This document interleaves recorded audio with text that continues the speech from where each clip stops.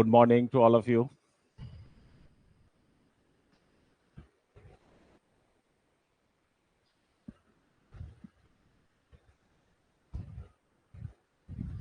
कैसे हैं आप लोग? ठीक हैं? हम्म। अच्छा, आप में से बहुत सारे लोग हैं जो मैसेज मुझे करते हैं। कुछ लोग मैसेज नहीं करते हैं कि आप लोगों का कैसा चल रहा है, तैयारी कैसा चल रहा है। तो थोड़ा सा मुझे एनालिसिस करने में प्रॉब्लम होती है। जब भी आप कहते हैं कि सर ठीक है, सर बहुत अच्छा नोट्स बन रहा है, तैयारी अच्छी चल रही है, तो मेरा भी कॉन्फिडेंस अच्छा हो जाता है। जरूरी ये नहीं है कि सारी क्लासें आपको समझ में आ रही हैं। जरूरी ये भी है कि आप सिस्टमेटिक स्टडी कर रहे हैं कि नहीं। यानी सिस्टमेटिक का मतलब क्या होता है, आप समझ रहे हैं? सिस्टमेटिक का मतलब होता है एक एक टॉपिक करके हम खोजी बन जाएं। यानी जितने भी सारे क्वेश्चंस आ रहे हैं, चाहे वो कहीं भी क्वेश्चंस आ रहे हैं, ज्योग्राफी से संबंधित हैं, क्योंकि अब आप एक तरह से, पूरी तरह से, एक तरह से आप समझिए कि ज्योग्राफी का पूरा ही सिलेबस पढ़ रहे हैं। तो आपको एक एक चीजों का ध्यान रखना बहुत जरूरी है। तो यहाँ पे हम आप लोगों से ये कहना चाह रहे हैं कि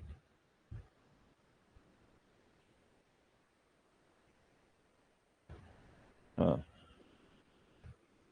ये कहना चाह रहे हैं कि कहीं भी किसी भी स्तर पे अगर आपको लगता है कोई भी प्रॉब्लम आती है तो आप कंसल्ट जरूर करें। हमारा नंबर आपके पास है, मैसेज मुझे जरूर करें आप। तो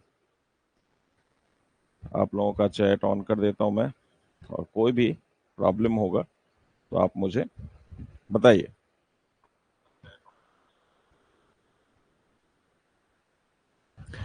तो आइए, आज का जो टॉपिक है ना, आज जो जिस टॉपिक पे हम बात करने जा रहे हैं, जो टॉपिक है हमारा, उस टॉपिक का नाम है रॉक्स। तो रॉक्स के लिए तैयार हो जाइए, रॉक्स। हाँ, एक और चीज मैं बता दूं कि जो डेविस का हमने अपवर्तन चक्र आपको बताया था, उसमें कभी कभार पिंक के क्वेश्चंस पूछ दिए जाते हैं। तो पिंक का जो अपवर्तन चक्र है उसके बारे में मैं आपको बताऊंगा, याद रखिएगा। पिंक का जो अपवर्तन चक्र है उसके बारे में मैं आपको बताऊंगा। लेकिन आ,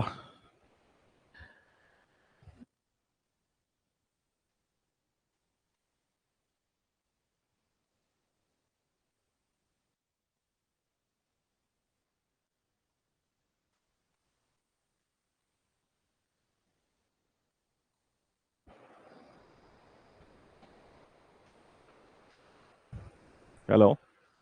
हाँ, तो मैं यही आप लोगों से कह रहा था कि जो पिंक है, वो पिंक कभी कभार आपसे पूछ दिया जाता है, तो उसको हम कल या परसों करेंगे। लेकिन आज हम आते हैं रॉक्स में, देखते हैं रॉक्स में आपको क्या क्या चीजें।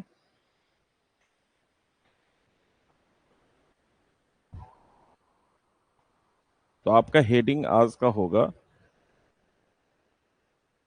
रॉक्स।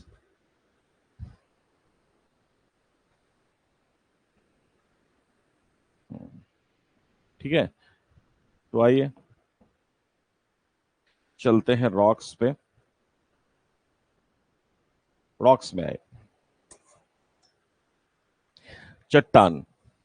देखिए, रॉक्स क्या है इसको पहले समझते हैं। रॉक्स किसको कहते हैं इसको पहले समझते हैं। क्या है रॉक्स, चट्टान किसको कहते हैं, वगैरह वगैरह। हेडिंग आपको देना होगा।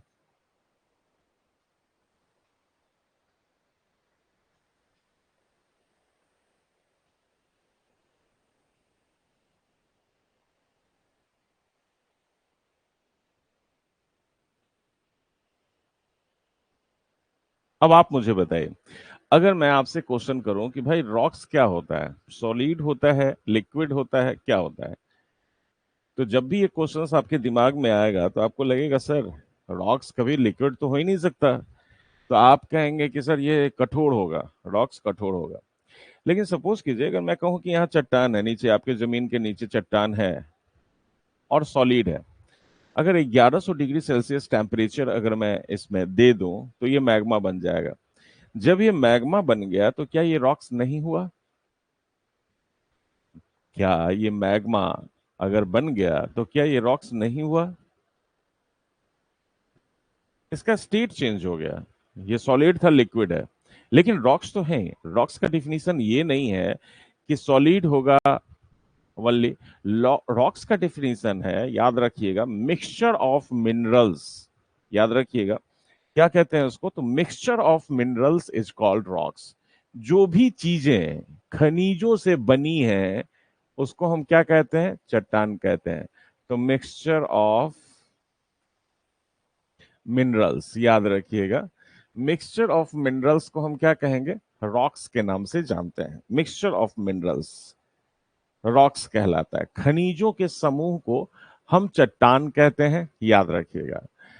अब अगर सवाल है कि अगर हम आपसे कहें कि भाई रॉक्स अगर खनिज होते हैं तो जिस पृथ्वी पे हम रहते हैं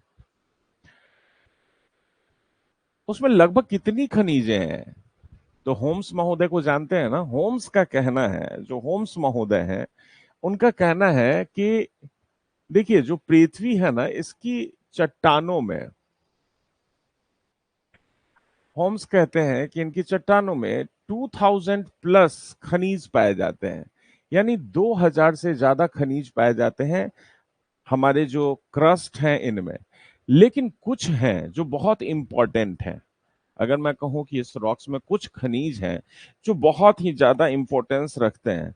अब ये खनिज कौन कौन से हैं, कभी कभी आपके एग्जाम में पूछ लिया जाता है। तो जहां जहां क्वेश्चन फोकस किया जाएगा ना वहां वहां हम आपको बताते चलेंगे कि ये क्वेश्चंस आपके एग्जाम में पूछा जा सकता है, इसलिए आप सबको तैयार भी करते चलिएगा।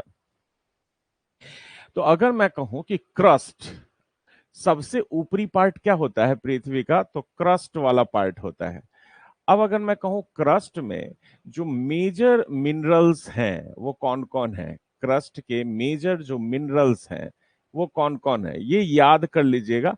हालांकि ये बहुत ज्यादा सिलसिलेवार ढंग से नहीं पूछा जाता है, लेकिन फिर भी कभी कभार आपसे पूछ दिया जाएगा। अब कौन कौन से हैं तो याद रखिएगा, फेल्सफर, फेल्सफर, फेल्सफर याद रखिएगा, फेल्सफर, फेल्सफर। अगर खनिजों के रूप में देखेंगे तो क्रस्ट में सर्वाधिक मात्रा फेल्सफर की होती है। उसके बाद क्वार्ट्ज, याद रखिएगा, क्वार्ट्ज, क्वार्ट्ज की मात्रा पाई जाती है इसमें, क्वार्ट्ज। उसके बाद तीसरा जो है पाइरोक्सिन, इसको कहते हैं पाइरोक्सिन, पाइरोक्सिन, समझ गए, पाइरोक्सिन, ये पाइरोक्सिन की मात्रा होती है। उसके बाद एम्फीबोल्स, एम्फीबोल्स,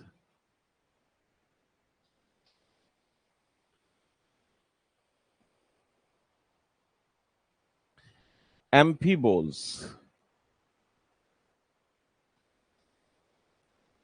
एम्फीबोल्स, एम्फीबोल्स की मात्रा। उसके बाद ऑल्विन, ऑल्विन, ऑल्विन। और उसके बाद होता है माइका, माइका तो जानते ही हैं जिसको आप अब्रक कहते हैं, ठीक है।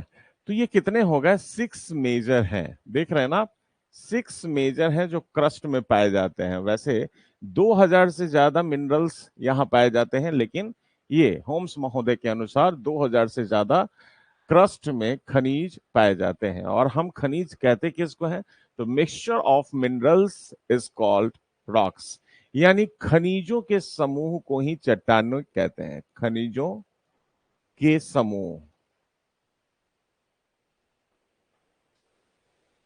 को चट्टान कहते हैं, याद रखिएगा। खनिजों के समूह को हम क्या कहते हैं, चट्टान कहते हैं।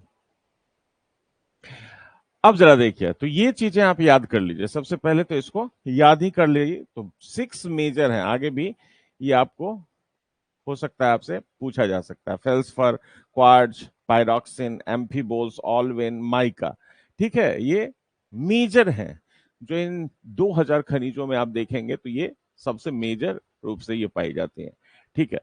अब सवाल उठता है कि जो खनिजों के समूह को आप चट्टान कहते हैं, इस आधार पे अगर मैं आपसे कहूं कि रॉक्स कितने प्रकार के होते हैं, तो हम दूसरे पेज पे हम बात करते हैं आपसे, रॉक्स कितने तरह के होते हैं उसको देखिए।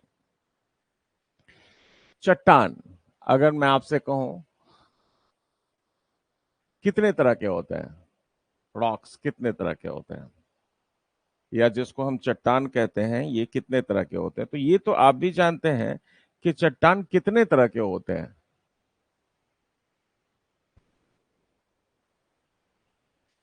3 तरह की चट्टानें। कौन कौन सी है? अब देखिए यहां पे आपको लग रहा होगा कि ये बहुत इजी चैप्टर है, लेकिन इजी नहीं है।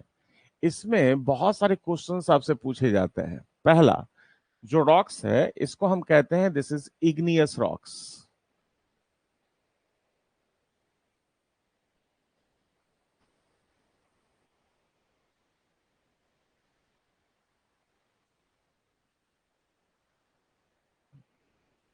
आग्नेय चट्टान।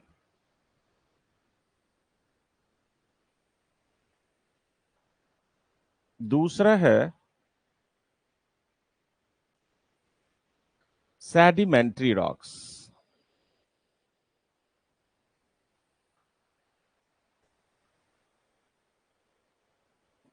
अवसादी चट्टान। तीसरा है मेटामॉर्फिक रॉक्स।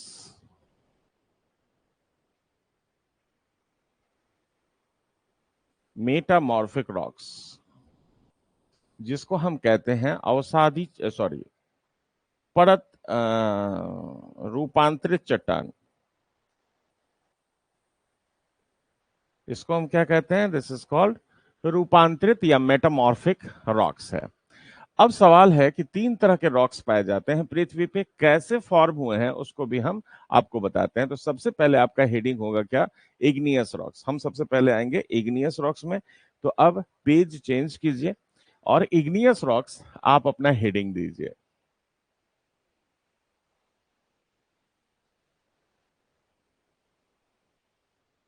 इग्नियस रॉक्स जिसको हम क्या कहते हैं? आग्नेय चट्टान।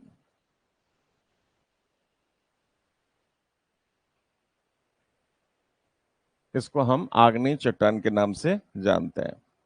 अब देखिए आग्नेय चट्टान, सबसे पहले समझिए कि आग्नेय चट्टान है क्या। सबसे पहले इस चीज को समझना जरूरी है। देखिए पृथ्वी कहां से निकली? सन से निकली। हमने आपको कहा कि जब पृथ्वी सन से निकली तो ठंडी हुई, और ठंडी होने का प्रोसेस क्या है? अगर मैं आपसे कहूं कि अगर ये पृथ्वी ठंडी हुई है, इसका मतलब ठंडे होने का क्या प्रोसेस है? ठंडे होने का तो प्रोसेस है कि नीचे से एनर्जी इमिट करती है, और एनर्जी इमिट करने का मतलब है वॉल्केनिक eruption होगा। तो वॉल्केनिक eruption होगा तो सतह पे क्या फैला दिया जाएगा? यानी मैग्मा फैला दिया जाएगा, और मैग्मा धीरे धीरे ठंडा हो जाएगा, और मैग्मा के ठंडा होने से पृथ्वी का सबसे पहला रॉक्स बनेगा। तो इसका मतलब क्या है? मैग्मा के ठंडा होने से पृथ्वी का सबसे पहला रॉक्स बना। तो ये जो पहला रॉक्स बना वो किससे बना? लगभग आग से बना है। ये जो मैग्मा है, ये क्या है? This is the magma. जो निकला अंदर से मैग्मा जब सतह पर आता है तो उसको हम क्या कहते हैं? लावा। इसका मतलब मैग्मा जो है ये इंट्रूसिव फॉर्म है। इंट्रूसिव का मतलब होता है जब तक ये अंदर होगा तो उसको मैग्मा कहेंगे, और जो लावा होता है ये एक्सट्रूसिव फॉर्म होता है। एक्सट्रूसिव का मतलब होता है कि जब वो बाहर निकल गया तो उसको हम लावा कहते हैं। अब देखिए लावा, तो आप जान गए कि मैग्मा जब तक अंदर रहेगा तो मैग्मा होगा, बाहर आ जाएगा तो लावा कहलाएगा। तो एक इंट्रूसिव फॉर्म है, एक बाहर का फॉर्म है। लेकिन सवाल होता है कि अगर ये मैग्मा बाहर निकल गया और लावा बन गया तो इसी से हमारी चट्टान बन गई, और इसी का नाम हमने क्या दिया? This is called igneous rocks. क्या नाम दिया? This is called igneous rocks. समझ गए? इसको हमने इग्नियस रॉक्स के नाम से जाना है। कौन से रॉक्स के नाम से जाना है? तो इग्नियस रॉक्स के नाम से इसको जाना है। याद रखिएगा, इसको हम इग्नियस रॉक्स, आग्नेय चट्टान कहते हैं। इसका मतलब, इग्निस का मतलब क्या होता है? इग्निस, इग्नियस का मतलब क्या होता है? इग्निस एक वर्ड है जिसका मतलब होता है फायर। क्या होता है मतलब? इग्निस एक वर्ड है जिसका मतलब क्या होता है? फायर। यानी आग से बनी है ये चट्टान और पृथ्वी पे सबसे पहले इसका निर्माण हो गया। इसका मतलब, अगर आपसे पूछा जाए सबसे पहले बनने वाली रॉक्स कौन सी है, तो that is called primary rocks. इसको हम क्या कहेंगे? This is called primary rocks. तो सबसे पहले इसको समझिए कि ये प्राथमिक चट्टान कहलाती है। समझ गए ना? जो जो चीजें मैं केवल कह रहा हूं ना, छोटा छोटा पॉइंट्स आप लिखते चलेंगे ना, तो याद रखिएगा कि आपके एग्जाम में क्वेश्चन नहीं गलत होगा, यानी आंसर आप एकदम बिल्कुल समझ जाएंगे। दूसरा, अगर मैं कहूं कि ये प्राइमरी रॉक्स है और कैसे बना है, तो फॉर्मेशन इसका कैसे हुआ? तो फॉर्मेशन कूलिंग प्रोसेस के दौरान हुआ है। कूलिंग प्रोसेस का मतलब पृथ्वी ठंडी हुई, वॉल्केनिक इरप्शन हुआ, इसके दौरान हुआ है। तो फॉर्मेशन लिख लीजिए, इसका फॉर्मेशन कैसे हुआ? Formation by the cooling process, by the cooling process of earth, cooling process. ठीक है, by the cooling process through volcanism. याद रखिएगा, थ्रू वॉल्केनिज्म, थ्रू वॉल्केनिज्म। यानी इसका जो निर्माण हुआ है शीतलन से हुआ है। निर्माण इसका शीतलन प्रक्रिया के दौरान, शीतलन प्रक्रिया के दौरान इसका निर्माण हुआ है। शीतलन प्रक्रिया के दौरान इसका निर्माण हुआ है। तो formation by the cooling process through volcanism, यानी ज्वालामुखन के थ्रू हुआ है। दूसरा, अगर मैं कहूं कि मैग्मा से अगर इसका निर्माण हुआ है, अगर मैं आपसे कहूं कि इसका निर्माण अगर मैग्मा से हुआ है, तो क्या इसमें जीवाश्म पाए जाएंगे या कोई भी जैविक तत्व पाए जाएंगे? तो आप कहेंगे नहीं पाए जाएंगे। तो आपका आंसर होगा क्यों सर? अगर मैं आपसे कहूं क्वेश्चन कि भाई पाए क्यों नहीं जाएंगे, ऐसा क्या हुआ कि इसमें क्यों नहीं पाए जाएंगे? तो पाए इसलिए नहीं जाएंगे क्योंकि ज्वालामुखी जब भी निकलता है उसका जो टेम्परेचर होता है, जैसे अगर लावा, अगर मैं आपसे कहूं तो लावा का जो टेम्परेचर है, तापमान है, मैंने आपको कहा था कि लगभग कितना होता है, तो लगभग 1100 डिग्री सेल्सियस इसका टेम्परेचर होता है। तो इसमें अगर कोई फोसिल्स रहा भी होगा, जैसे मान लीजिए कि कोई जानवर यहाँ पे मरा हुआ पड़ा हुआ है और मैग्मा एरप्ट हो गया, मैग्मा निकल गया, तो वो जानवर का अवशेष इसी में क्या होगा, हाई टेम्परेचर पे मैग्मा बन जाएगा, अवशेष नहीं।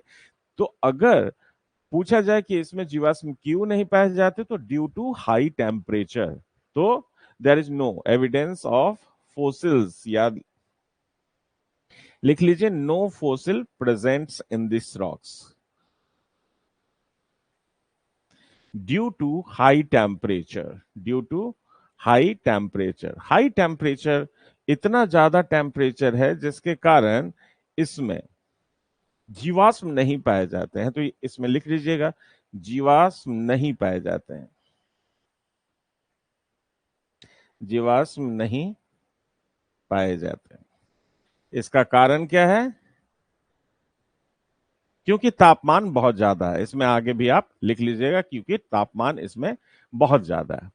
अब जरा देखिए, अब अगर मैं आपसे एक काम कहूं कि ये जो, सपोज कीजिए यहां पे अगर कोई क्रस्ट है, मान लीजिए क्रस्ट है और नीचे से मैग्मा निकला,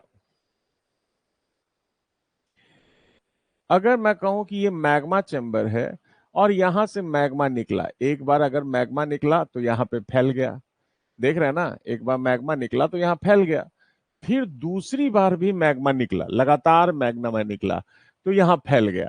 तो जब मैग्मा फैलेगा फिर से दोबारा, तिबारा, चौबारा, कैसे भी अगर फैलेगा, तो क्या दूसरे टाइम वाला जो मैग्मा फैला और पहले टाइम में जो फैला था, दोनों के बीच क्या कोई जोड़ या संधि मिलेगी? क्या ज्वाइंट्स मिलेगा?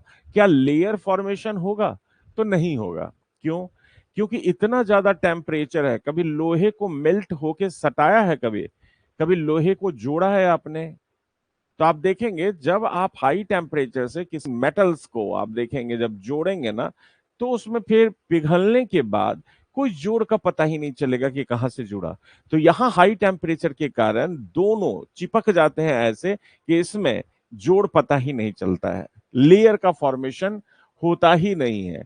तो इसका मतलब जो इसका नेक्स्ट आप लिखेंगे इसमें क्या होगा, नेक्स्ट में इसका आप लिख सकते हैं no joint formation, no joint formation, no joint formation. तो इसका मतलब संधियों का विकास इसमें नहीं होता है, संधियों का विकास नहीं होता है, नहीं होता, नहीं हो सॉरी, संधियों का विकास इसमें नहीं होता है। तो याद रखिएगा इसमें संधियों का विकास नहीं होता। दूसरा, नो लेयर फॉर्मेशन, इसमें लेयर का भी फॉर्मेशन नहीं होता, नो लेयर फॉर्मेशन। समझ गए, इसमें नो लेयर फॉर्मेशन का मतलब इसमें परत नहीं पाए जाते या परत का विकास नहीं होता, विकास नहीं होता। तो याद रखिएगा इसमें परत नहीं पाए जाते, ये सब फीचर्स है। दूसरा एक और चीज मैं बताता हूं, सुनिए। एक और चीज क्या है कि अगर मैं आपसे कहूं कि ये मैग्मा है, धरती के अंदर ठंडा हो रहा है, हो सकता है कि क्रस्ट की मोटाई 30 किलोमीटर के नीचे अगर मैग्मा निकला, तो मैग्मा हो सकता है कि धरातल के नीचे ठंडा हो रहा हो। जैसे मैंने ज्वालामुखन प्रोसेस में सील डाइक बताया था ना, या फिर बैथोलिथ या फिर लोपोलिथ बताया था। तो ये सब क्या है, धरातल के नीचे ठंडे हो रहे हैं। धरातल के नीचे ठंडे होने में रॉक्स काफी समय लेता है। तो याद रखिएगा जो रॉक्स ठंडे होने में ज्यादा समय लेता है और बहुत ज्यादा दिनों में ठंडा होता है, तो याद रखिएगा उसमें उसमें क्या होता है, तो उसमें आप देखेंगे उसमें क्रिस्टलाइजेशन या रवा का निर्माण होता है और बड़े बड़े रवे बनते हैं।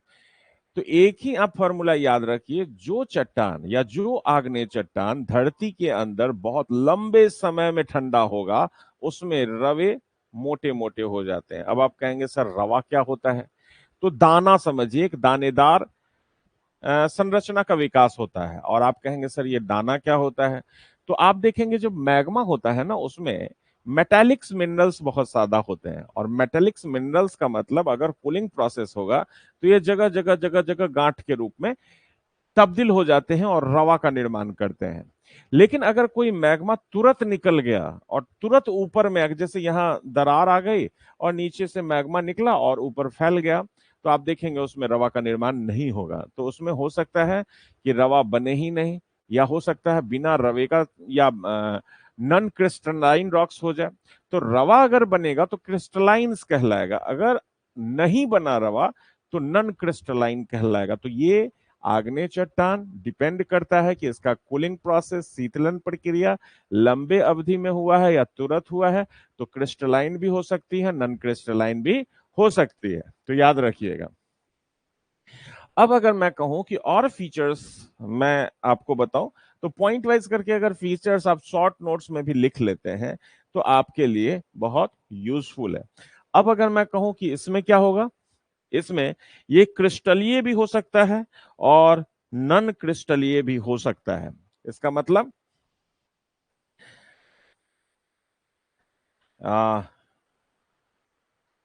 इट इज क्रिस्टलाइन और नॉन क्रिस्टलाइन।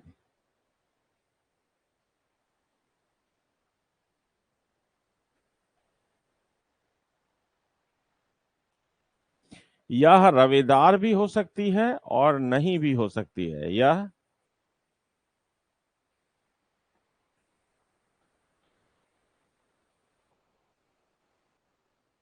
और रवेदार दोनों हो सकती है, यह रवेदार अथवा और रवेदार दोनों हो सकती है।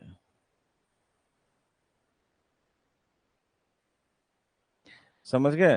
तो ये रवेदार भी हो सकती है और रवेदार भी हो सकती है, समझ रहे हैं ना? रवेदार भी होगी और रवेदार भी होगी, हो सकता है कि रवेदार हो जाए, डिपेंड करता है कि कूलिंग प्रोसेस कैसा हुआ है। समझ गए? तो अब अगर मैं आपसे कहूं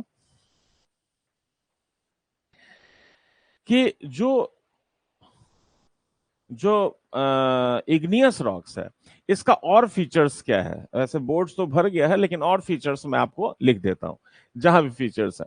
अब देखिए, ये अन्य चट्टानों की तुलना में, याद रखिएगा, इसकी सॉलिडिटी सबसे ज्यादा होती है, maximum solidity.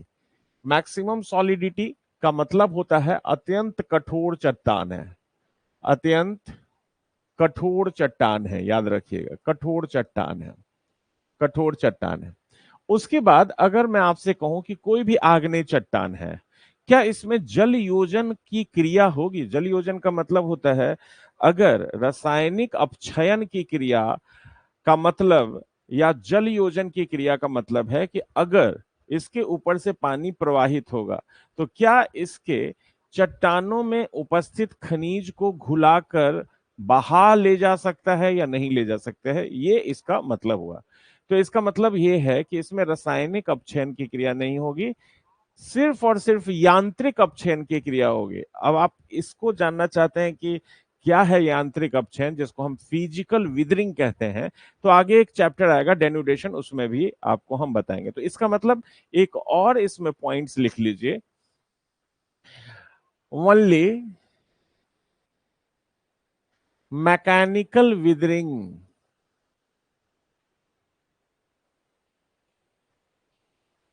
Only mechanical weathering possible, only mechanical weathering possible. यहां यांत्रिक अपक्षयन की क्रिया होती है, याद रखिएगा, यहां यांत्रिक अपक्षयन की क्रिया होती है, यांत्रिक अपक्षयन। समझ गए? कौन सा अपक्षयन? यांत्रिक अपक्षयन की क्रिया होती है।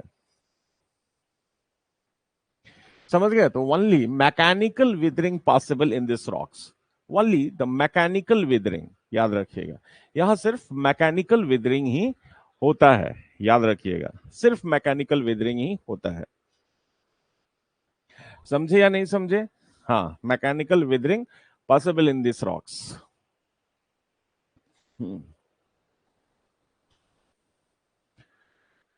Mechanical weathering possible, only mechanical weathering, no chemical weathering. यहां समझ रहे हैं कि नहीं? रासायनिक अपक्षयन की क्रिया इसमें नहीं होती है। समझ गए?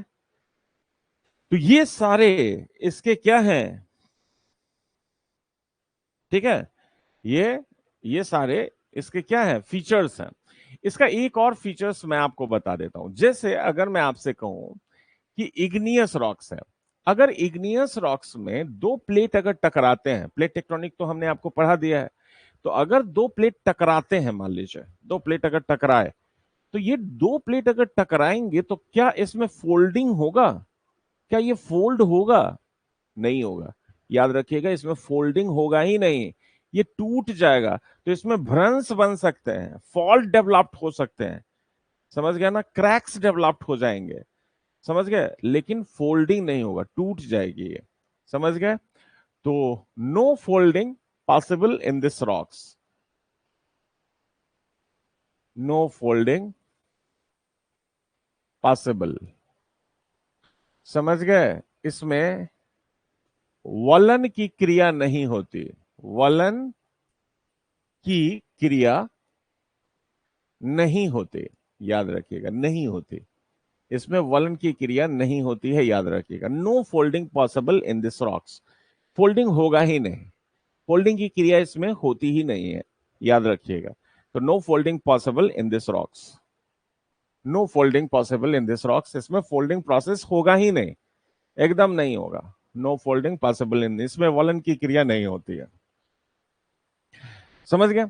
अब अगर मैं आपसे कहूं कि पृथ्वी में अगर आप नीचे चले जाएं, ठीक है, पृथ्वी में अगर आप नीचे चले जाएं, एकदम नीचे चले जाएं, तो गहराई तक आपको, यानी पृथ्वी के सेंटर तक आपको, पृथ्वी का मैक्सिमम जो वॉल्यूम है, ये मैक्सिमम कौन से रॉक्स का बना है? तो आग्नेय चट्टान, क्योंकि पृथ्वी की गहराई में आपको मैक्सिमम कौन सा रॉक्स मिलेगा? आग्नेय चट्टान मिलेगा तो याद रखिएगा, पृथ्वी अधिकतर अगर पूछा जाए किस रॉक्स की बनी है, तो अगर पाई डायग्राम में अगर हम इसको दिखाएं तो कितना परसेंट है, तो 85%। कौन सा रॉक्स है? That is the igneous rocks. कौन सा रॉक्स? इग्नियस रॉक्स या आग्नेय चट्टान इसको कहते हैं। आग्नेय चट्टान इसको कहते हैं। समझ गए क्या कहते हैं इसको? आग्नेय चट्टान। कितना परसेंट? 85% आग्नेय चट्टान ही पाई जाती है। समझ रहे हैं नहीं समझ रहे हैं? 85% कौन सा रॉक्स पाया जाता है? तो इग्नियस रॉक्स ही पाया जाता है। तो ये क्वेश्चन आपसे पूछा जाता है, धरती अधिकतर या पृथ्वी अधिकतर किस रॉक्स की बनी है? तो आग्नेय चट्टान की बनी है। समझ गए? अब हम आग्नेय चट्टान को दो भागों में बांटते हैं।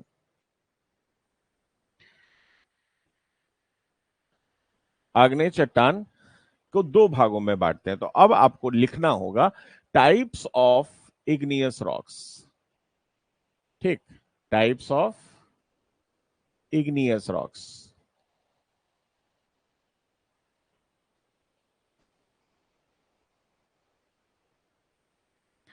अब देखिए, टाइप्स ऑफ इग्नियस रॉक्स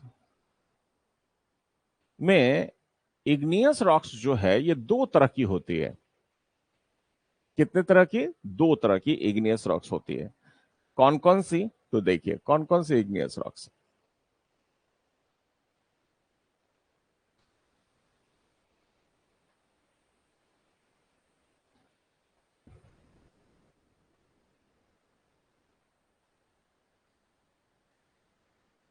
दो तरह की इग्नियस रॉक्स है।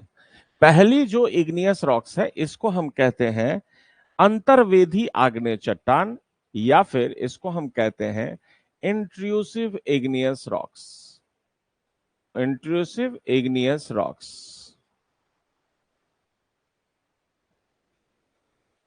इंट्रूसिव इग्नियस रॉक्स, हिंदी में इसका मतलब है अंतर्वेधी आग्नेय चट्टान। अंतर्वेधी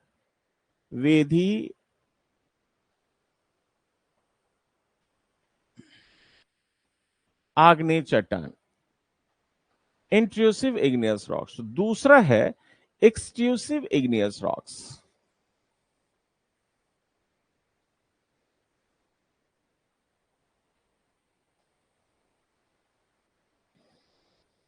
एक्सट्रूसिव इग्नियस रॉक्स जिसको हम कहते हैं बहिर्वेधी आग्नेय चट्टान।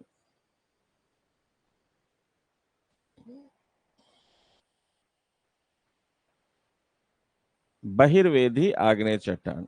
समझ गए? तो एक्सट्रूसिव इग्नियस रॉक्स और इंट्रूसिव इग्नियस रॉक्स। एक्सट्रूसिव और इग्नियस रॉक्स और इंट्रूसिव इग्नियस रॉक्स, इन दोनों को पहले समझते हैं।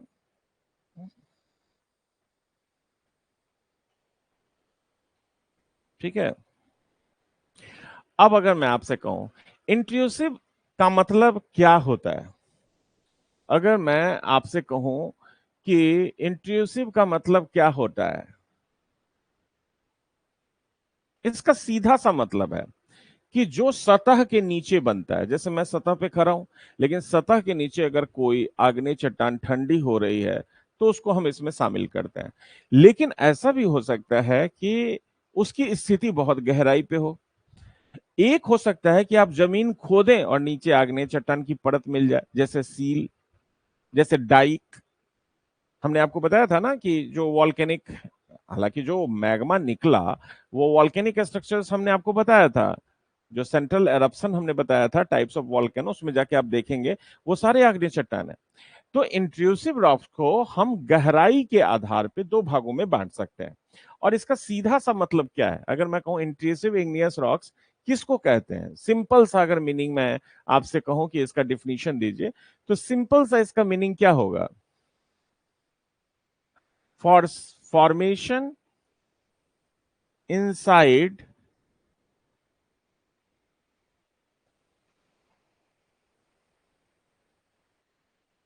Formation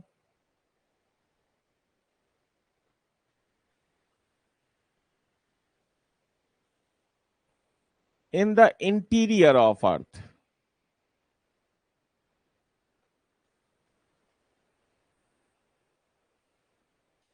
beneath the surface। तो इसका निर्माण क्या होगा? सतह के नीचे या पृथ्वी की आंतरिक भागों में। तो इसका निर्माण पृथ्वी के आंतरिक भागों में होता है। निर्माण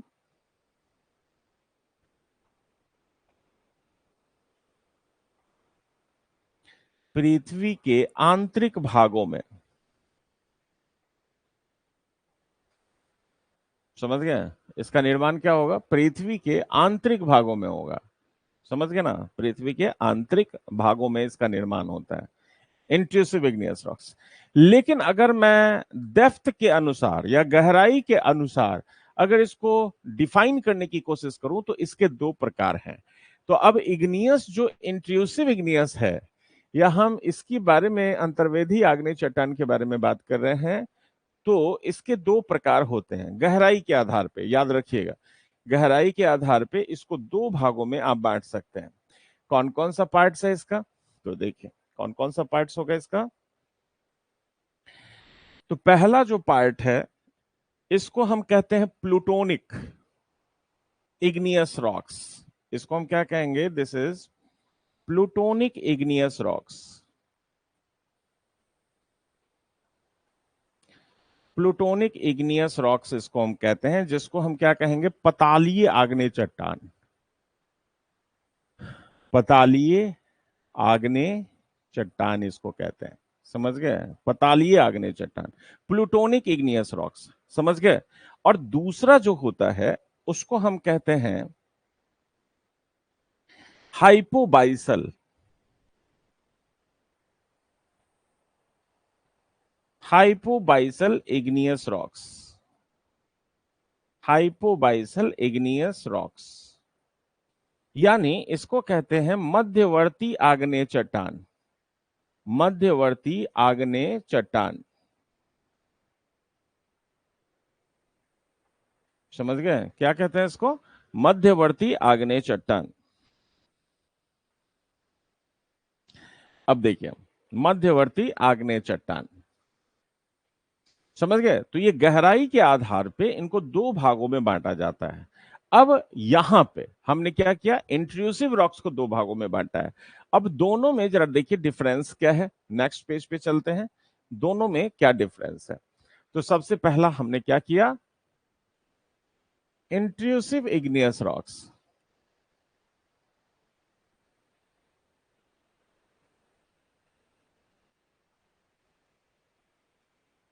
इंट्रूसिव इग्नियस रॉक्स, अंतर्वेधी आग्नेय चट्टान, जिसको दो भागों में हमने बांटा।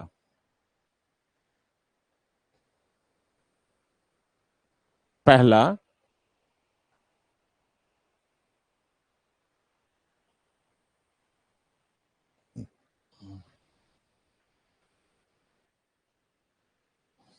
Plutonic rocks,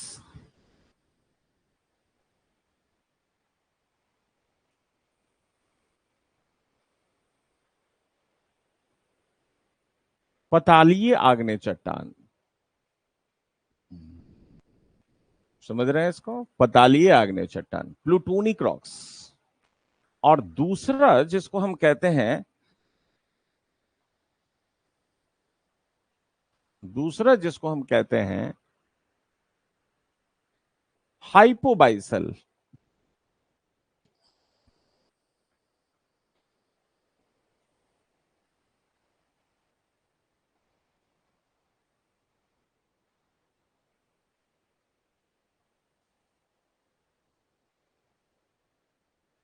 hypabyssal igneous rocks.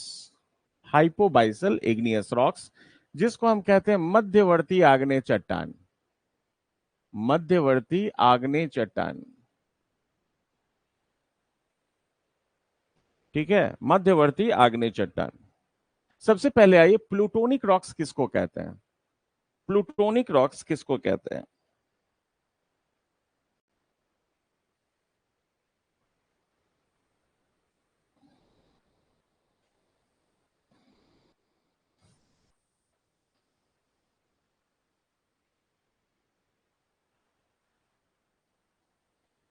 ठीक है, अब देखिए, अब अगर मैं आपसे कहूं प्लूटोनिक का क्या मतलब है, तो सबसे पहले इस चीज को समझिए कि इसका निर्माण कहां होता है। तो प्लूटोनिक जो इग्नियस रॉक्स है उसका निर्माण होगा वहां पे जहां दो प्लेटें टकरा रही हैं। अधिकतर केसेस में आप देखेंगे जहां दो प्लेटें टकराती हैं वहां क्या होता है, देखिए क्या होता है। ये प्लेट है जिसका घनत्व तो क्या है, ज्यादा है, हाई डेंसिटी है इसकी। इसकी डेंसिटी क्या है, ज्यादा है, हाई डेंसिटी है। और इसकी डेंसिटी क्या है, कम है, मिनिमम डेंसिटी है। समझ गए, किसकी डेंसिटी मिनिमम है। मिनिमम डेंसिटी अगर मैं कहूं तो इसकी है। जब ये क्रस्ट नीचे की तरफ जाएगा टकराकर तो यहां पिघलता है, समझ गए, यहां पिघलेगा। तो कौन बताएगा कि इस जोन को हम क्या, कौन सा जोन कहते हैं, तो इसको हम कहते हैं बेनी ऑफ जोन। इसको हम कहते हैं बेनी ऑफ जोन, याद रखिएगा क्या कहते हैं इसको, बेनी ऑफ मंडल। ठीक है, this is called Benioff zone के नाम से इसको जानते हैं। बेनी ऑफ मंडल के नाम से इसको हम जानते हैं, बेनी ऑफ जोन ये कहलाता है। समझ गए, बेनी ऑफ जोन के नाम से जानते हैं इसको, और ये नीचे जाके पिघल जाता है। अब याद रखिएगा कि जब कोई क्रस्ट नीचे जाके पिघल रहा है तो इसमें रेत की मात्रा बढ़ जाएगी। तो क्या बढ़ जाएगा इसमें, फेल्सफॉर और क्वार्ट्ज ज्यादा हो जाएगा। तो इसमें किसकी मात्रा बढ़ जाएगी, याद रखिएगा। ये मैग्मा में चैम्बर में जाके पिघल रहा है, कहां पे पिघल रहा है, बेनी ऑफ जोन में। तो यहां इस बेनी ऑफ जोन में फेल्सफर और क्वार्ट्ज क्या होगा, मैक्सिमम हो जाएगा।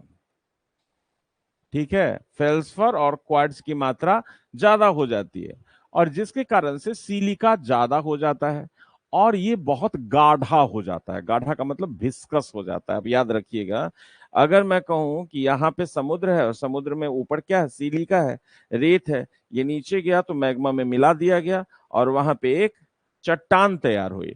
अब ये चट्टान यहाँ पे जो बनी है इसी को हम क्या कहते हैं, पताल वाली चट्टान, दैट इज द ग्रेनाइट। समझ रहे हैं, तो ग्रेनाइट क्या हो रहा है, ग्रेनाइट में फेल्सफॉर और क्वार्ट्ज की मात्रा बढ़ गई। तो पतालीय आग्नेय चट्टान जो प्लूटोनिक इग्नियस रॉक्स है, इसका जो बेस्ट एग्जाम्पल है, इसका एग्जाम्पल अगर देखेंगे तो कौन सा एग्जाम्पल होगा, ग्रेनाइट। कौन सा एग्जाम्पल होगा, ग्रेनाइट। याद रखिए, इसको हम क्या कहेंगे, ग्रेनाइट के नाम से इसको जानते हैं। समझ गए, इसको हम ग्रेनाइट के नाम से जानते हैं, ग्रेनाइट कहते हैं इसको। समझ रहे हैं, नहीं समझ रहे हैं, इसको हम ग्रेनाइट के नाम से जानते हैं। ग्रेनाइट, ग्रेनाइट के नाम से इसको जानते हैं यहां। तो प्लूटोनिक रॉक्स का एक एग्जाम्पल हो गया जो ग्रेनाइट कहलाया। तो दो तीन बातें आप याद रखिएगा, इसका डेवलपमेंट कहां होता है, इसका विकास कहां होगा, तो डेवलपमेंट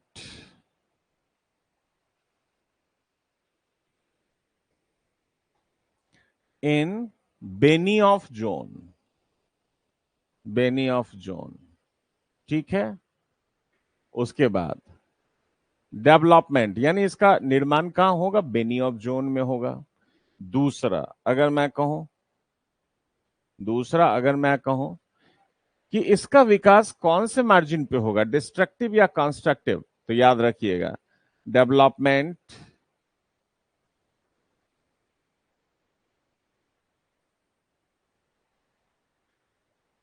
इन destructive plate margin, destructive plate margin, यानी इसका जो विकास होगा ये विनाशकारी प्लेट के पास होगा। इसका विकास विनाशकारी प्लेट के पास होता है, विनाशकारी प्लेट के करीब। समझ गया, कहां होगा, तो विनाशकारी प्लेट के पास इसका विकास होगा। समझ गए, यहां तक कोई दिक्कत नहीं है।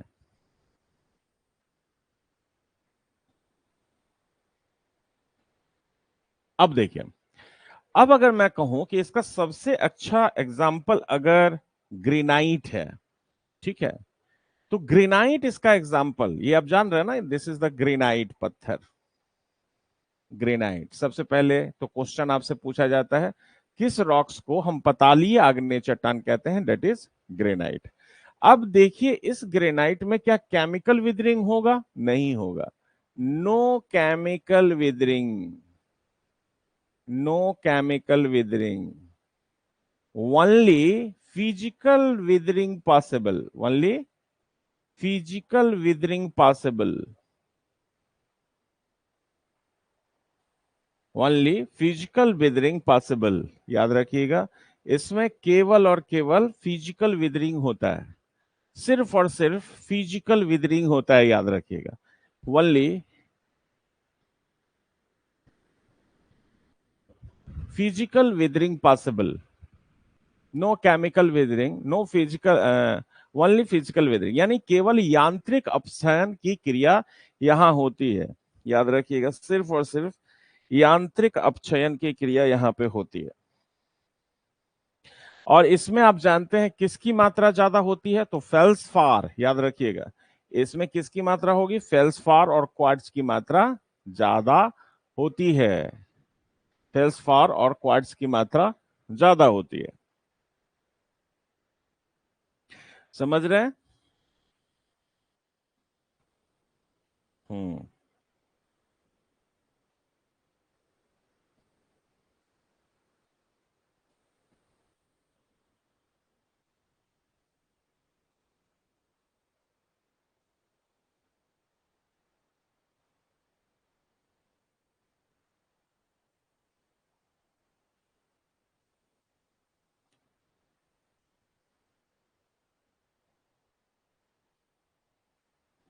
अब देखिए, अब अगर मैं कहूं यहां पे एक और चीज आपसे पूछा जाता है, ग्रेनाइट।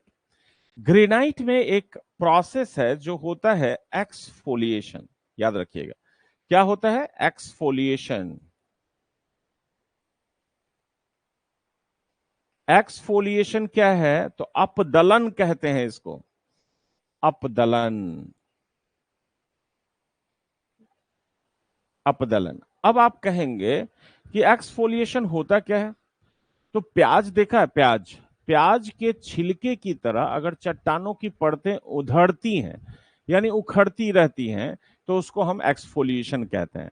तो एक्सफोलिएशन अगर आपसे पूछा जाए किस रॉक्स में होता है, तो ग्रेनाइट में होगा, बेसाल्ट में नहीं होगा, किसी अदर रॉक्स में नहीं होगा। तो एक्सफोलिएशन होता है ग्रेनाइट रॉक्स में।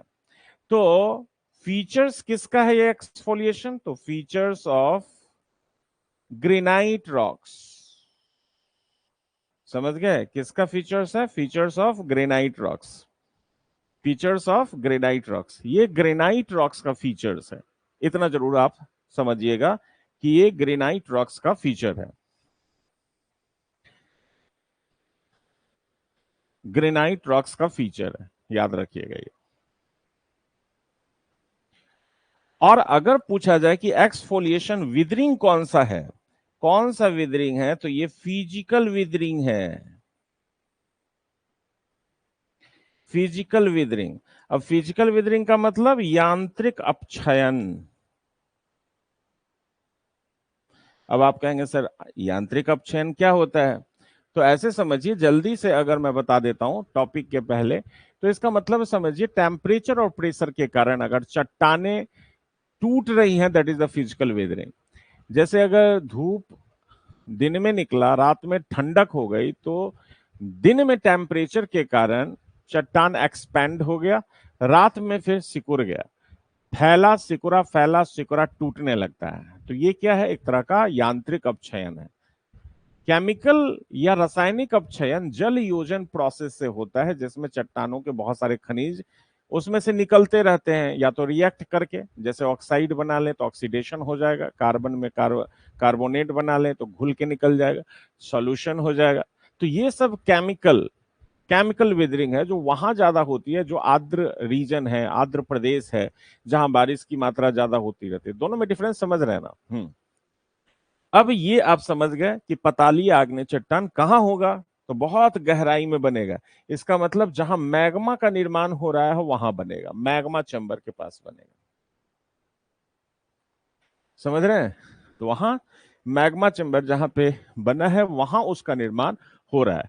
अब हम यहां पे आपको मध्यवर्ती आग्नेय चट्टान के बारे में बता रहे हैं। हाइपोबाइसल इग्नियस रॉक्स किसको कहते हैं, इसको जरा देखिए। It is what is hypabyssal igneous rocks.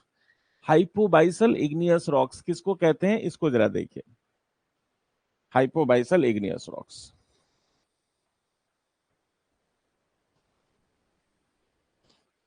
Hypabyssal igneous rocks,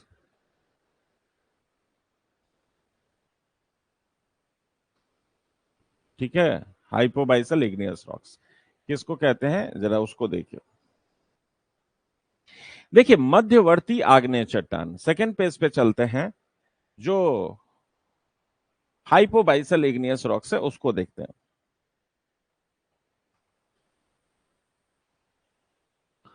मध्यवर्ती,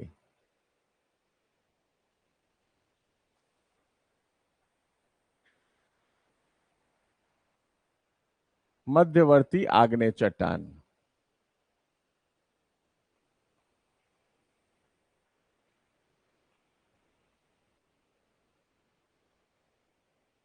हाइपोबाइसल इग्नियस रॉक्स, ठीक है। तो हाइपोबाइसल इग्नियस रॉक्स किसको कहते हैं, किसको कहते हैं?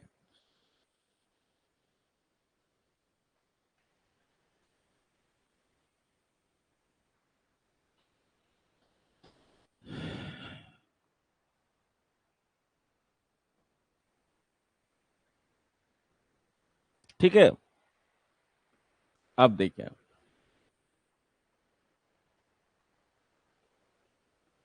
मध्यवर्ती आग्नेय चट्टान का मतलब क्या है, मैग्मा चैम्बर, जैसे मैंने आपको बताया था। क्या बताया था जरा देखिए, ये फिगर आपको फिर से एक बार बना लेना चाहिए। क्या था ये फिगर, तो देखिए। क्रस्ट की मोटाई हमने आपको बताई थी, औसतन कितनी है, तो औसतन है 30 किलोमीटर। कितनी? 30 किलोमीटर के करीब। समझ रहे हैं ना? 30 किलोमीटर के करीब। और इसके नीचे, क्रस्ट के नीचे कितनी गहराई पे मैग्मा पाया जाता है, तो क्रस्ट के नीचे मैग्मा की जो गहराई है डिपेंड करता है किस चीज पे, तो रेडियो एक्टिव एलिमेंट्स पे। ठीक है, रेडियो एक्टिव एलिमेंट्स, ठीक है। तो पहला चीज, तो अगर रेडियो एक्टिव एलिमेंट्स अगर कहीं नहीं है, हो सकता है कि नहीं है, कहीं नहीं है, और कहीं बहुत ज्यादा मात्रा में है, समझ गए? तो अगर मैं कहूं कि जहां मैग्मा बना यूरेनियम के कारण, और दो प्लेटें जहां टकराकर बहुत ज्यादा गहराई में पतालीय आग्नेय चट्टान बना रही हैं, उससे ऊपर की बात करें हम, तो इसका मतलब पतालीय आग्नेय चट्टान के ऊपर और क्रस्ट से नीचे कौन सा रॉक्स बनेगा, हाइपोबाइसल इग्नियस रॉक्स। जैसे मैंने आपको कहा था कि एक स्ट्रक्चर्स डेवलप्ड होता है, ये स्ट्रक्चर्स, कई तरह के स्ट्रक्चर्स बनते हैं, मैग्मा नीचे से निकल रहा है, और हो सकता है कि एक छिछली बेसिन में जाके जमा हो जाए। ठीक है, हो सकता है कि एक उत्तल उठा हुआ जो क्षेत्र होता है दो अवसादी चट्टानों के बीच, उसमें जाके जमा हो जाए, या हो सकता है कि एक लंबवत श्रेणी में निकल आए, सॉरी, एक पतली सी सीट बन जाए, सील बन जाए, सीट बन जाए, या फिर डाइक के रूप में वर्टिकल निकल जाए।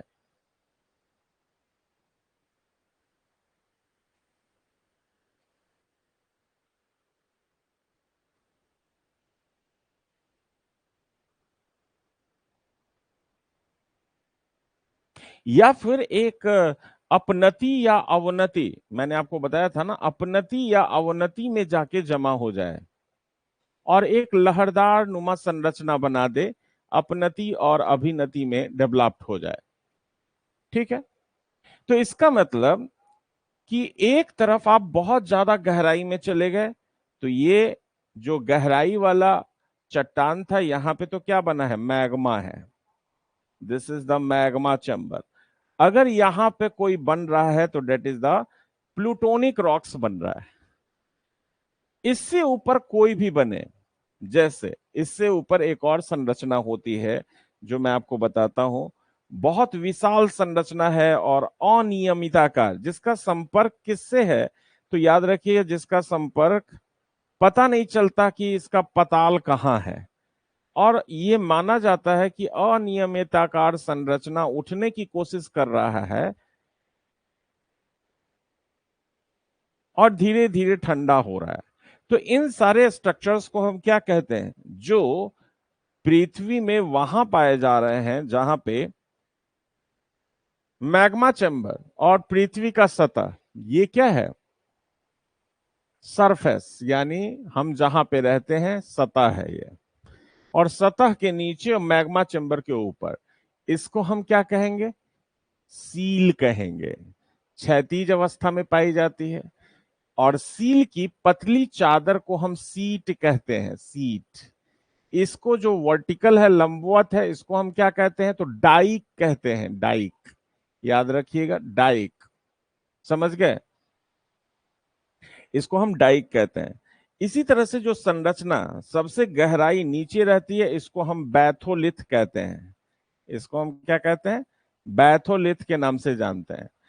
अपनति अवनति पे अगर संरचना डेवलप्ड हो रही है तो इसको फैकोलिथ के नाम से जानते हैं। ठीक है, इसी तरह से अगर कोई संरचना वहां बन रही है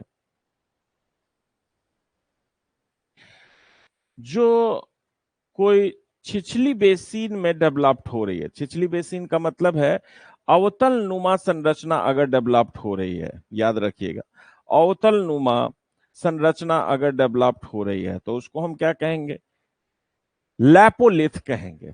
अवतल नुमा संरचना, ये क्या हो गया, लैपोलिथ,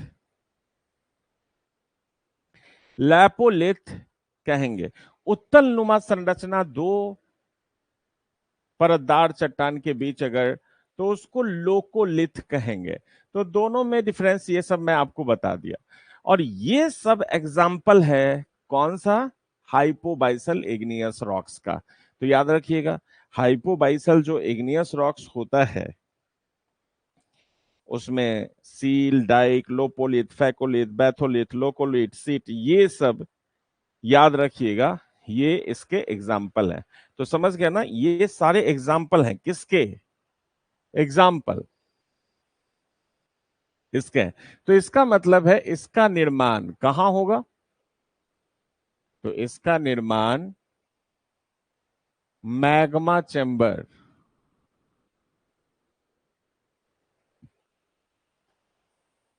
अथवा दुर्बल मंडल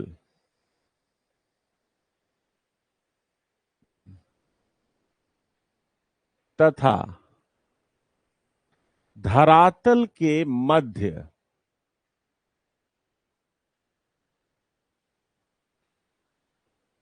आंतरिक भागों में विकसित होता है।